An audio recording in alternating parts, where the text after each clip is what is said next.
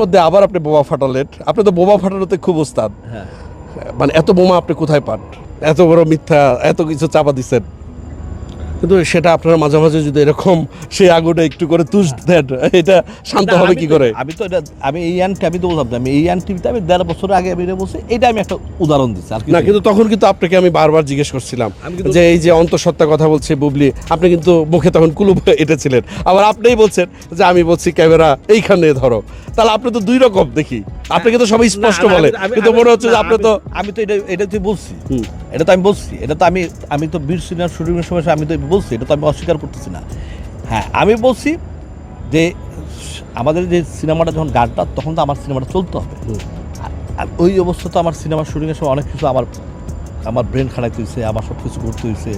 হ্যাঁ, দেখ সব কিছু মিলে তো আমার জিনিসটা আমাকে বের করে নিয়ে আসতো, আমি এটা বের করে নিয়ে আসছি আমার গানটা।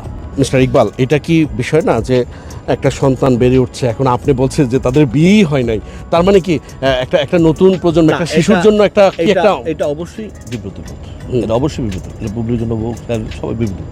আমার কাছে লোক এখন এমন তারাই তো ফিল্ডে ঝগড়া করে, আমরা তো আর করি না, আমরা তো শুনি, আমরা দেখি।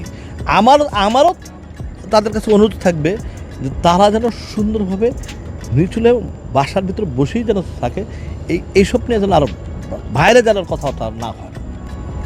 গানের জন্যই শুধু এত বড় মিথ্যা, এত কিছু চাপা দিচ্ছেন, বাদ দিয়ে দিতে হয়, এটা করার কিছু নাই। বুবলিকে নিয়ে নেক্সটে আপনার পরিকল্পনা কি?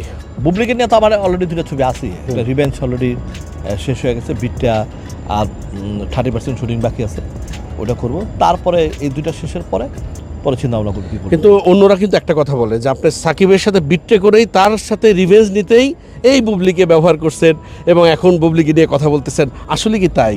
না,